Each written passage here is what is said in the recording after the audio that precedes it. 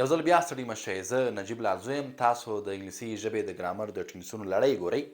په نن ویډیو کې زه درته د فیوچر په کټګورۍ کې دویم ټینس په اړه خبرې کوم. دا ټینس فیوچر کانټینوس ټینس نومیږي، یعنې د راتلونکي زمانې جاري ټینس یا جاري زمانه. له نوم څخه ډېره معلومه ده ټایم خو یې فیوچر دی، راتلونکی. څه ډول اسپیکټ دی چې ښیي جاري عملونه، جاري کارونه، یعنې هغه کارونه چې راتلونکي کې به جاري وي، جریان به ولري. نو فیوچر کانټینوس ټینس shows those actions، هغه عملونه ښیي which will be in progress، چې په جریان کې به وي in future، which will be happening in future، چې راتلونکي کې به په جریان کې وي او پیښیږي به لګیا وي، په جریان کې به وي. فرض کړئ اوس ماسخوتن دی او زه وایم چې سبا سهار چې زه پاڅېدم له لمانځه اودس وروسته به زه د تمرین لپاره د منډې لپاره پارک ته ځم. نو زه څه وایم؟ زه وایم چې زه به سبا سهار منډې وهم. I will be running tomorrow morning. زه به سبا سهار منډې وهم. یا ملګرو ته وایم چې یاره موږ به راتلونکې جمعه کرکټ کوو، یعنې راتلونکې جمعه چې راځي موږ به په کرکټ کولو باندې بوخت وو. څنګه وایم؟ We will be playing cricket next Friday. موږ به راتلونکې جمعه د کرکټ کولو په حالت کې We will be playing cricket. ښه، نو کله چې د مین ورب په اړه خبرې کوو، له نوم څخه یې موږ ته واضح کېږي دا په حقیقت کې یو غټ نقل دی د هر کانټینوس ټینس، هر ډول کانټینوس ټینس یا جاري زمانه چې وي، مین ورب به یې ورب ورپسې آی ان جي وي، ورب آی ان جي چې ده ته پریزنټ پارټیسیپل وایي، پریزنټ پارټیسیپل. نو مین ورب چې شو د دغه ټینس پریزنټ پارټیسیپل شو، او هیلپینګ یا اگزیلري وربس چې دي دوه دانې دي، یو دی will be او بل دی shall be.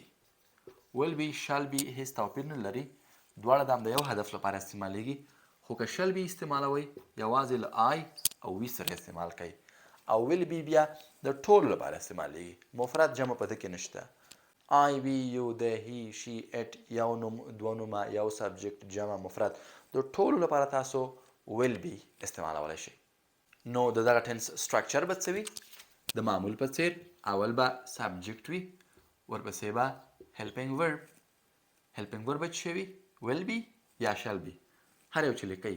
نو ما ورته وویل چې که آی وي سبجیکټ و بیا shall be لیکلی شئ، will be هم لیکلی شئ، خو که shall be لیکئ بیا به یوازې آی وي سره لیکئ، بیا will be د ټولو لپاره آزاد دی. هیلپینګ ورب نه وروسته به مین ورب وي. مین ورب څه شی دی؟ ورب آی ان جي، ځکه کنټینوس ټینس دی، جاري دی.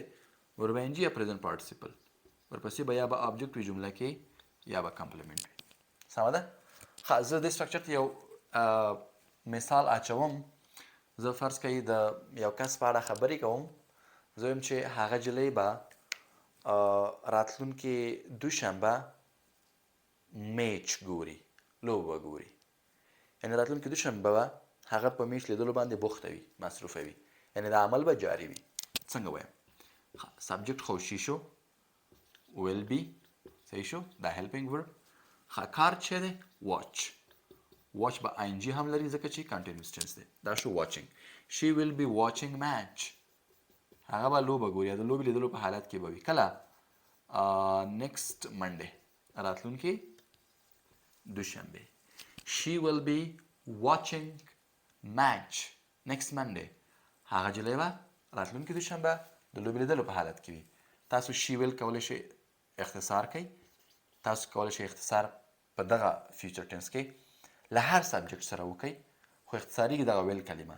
کله چې موږ اختصار کوو، لنډ لیکو، له دوو کلمو څخه یوه کلمه جوړوو، یو څه حذفوو، له ویل څخه ډبلیو او آی دواړه لرې کېږي، او چې لرې شو یا حذف شو هغه به یو اپاسټرفي هلته ورکئ، ورپسې چې پاتې دي ډبل ال، ډبل ال به ولیکئ.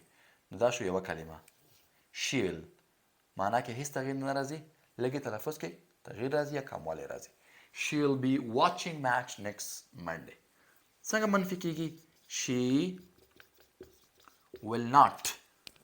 ما ورته مخکې هم ویلي وو که چیرې کومکي فعل دوه کلمه‌یي وي، ګوره دوه کلمې دي خو فعل یو دی کومکي، نو تاسو سره به کومک هغه اوله کلمه کوي تر څو جمله منفي شي او سوالیه شي. she will not be watching match. هغه به د میچ لیدلو په حالت کې نه وي نیکسټ منډې راتلونکې اونۍ. د ویل ناټ په ځای اختصار شکل لنډ شکل چې دی هغه وونټ دی. دا ډېر استعمالیږي، دا ډېر عام دی. شي وونټ بي واچینګ میچ، هېڅ فرق نه راځي په معنا کې. شي وونټ بي واچینګ میچ، هغه به د میچ لیدلو په جریان کې نه وي. او که کوېسچن لیکئ ویل د جملې سر ته will she be watching match، آیا هغه به راتلونکې دوشنبه د میچ لیدلو په حالت کې وي یا په جریان کې وي؟ یا زه وایم چې my father will be driving car tonight، پلار به مې نن شپه موټر چلوي، یعنی نن شپه به د موټر چلولو په حالت کې وي. my father will be driving car tonight. my father will not be driving car tonight. will my father be driving car tonight. future continuous tense د simple future په څیر د be going to سره هم جوړیږي. ما درته د be going to په اړه په simple future tense کې هم ویلی و چې دا په حقیقت کې یو درې کلمه‌یي structure دی، یو جوړښت دی، یوه معنا لري. تاسو چې دلته د going کلمه ګورئ چې معنا یې تلل ده، ترجمه یې پښتو کې تلل دي، دا د هغه هدف لپاره نه استعمالیږي، نه، دا له بي سره له ټو سره یو ځای شوی تر څو یو structure جوړ کړي او دغه structure موږ ته راتلونکی ښیي. په دې معنا چې د be going to معنا ویل دی.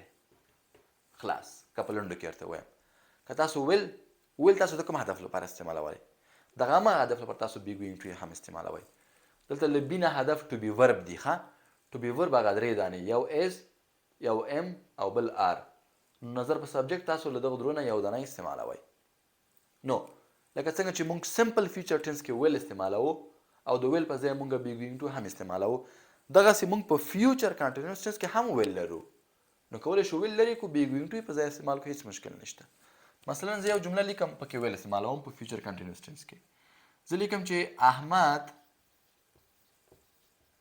will be calling، احمد بعد د زنګ وهلو په حال کې وي. صحیح شو؟ احمد will be calling.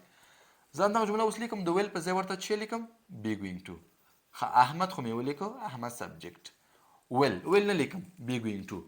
احمد ته به د بي بخش کې is am are is لیکم، ام لیکم که are is. احمد is، نور به پاتې هر څه چې وغه به ولیکي going to. دا شو دغه د ویل په ځای. سمه ده؟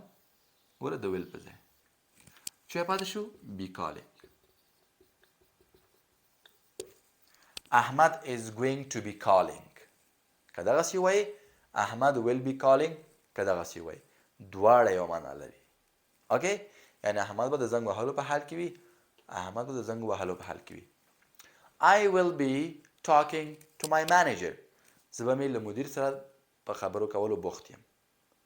My brother will be running fast، ورور به مې د تیزې منډې وهلو په حالت کې وي. دا شو be going to. فیوچر کنټینیوس ټنس د دې لپاره هم استعمالیږي چې تاسو یو چا ته هغه خپله دنده ورښایئ چې دا ستا دنده ده، خو په ډېر مؤدبانه شکل باندې، جدیت سره نه.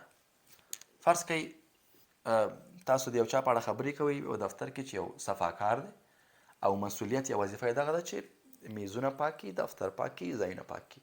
نو ته ورته وایې چې you will be cleaning tables. You will be cleaning tables. ته به میزونه پاکوي. دا په حقیقت کې ډېر پولایټلی یا مؤدبانه شکل دی چې تاسو چاته وایئ. سمه ده؟ زه نه ورته وایم چې you should clean the tables، ته باید میزونه پاکې، نه، you will be cleaning tables، ته به میزونه پاکوي، یعنې ستا وظیفه دا ده.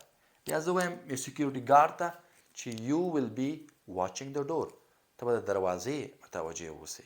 یا زه وایم چې you will be searching the cars، ته به موټر تلاشي کوي. نو په دغه حالتونو کې تاسو فیوچر کنټینیوس ټنس استعمالوئ. دا و فیوچر کنټینیوس ټنس، یو ځل بیا درته وایم دا هغه عملونه ښیي چې په راتلونکي وخت کې به جریان ولري، جاري به وي، په جریان کې به وي. راتلونکي ویډیو د فیوچر پرفیکټ ټنس په اړه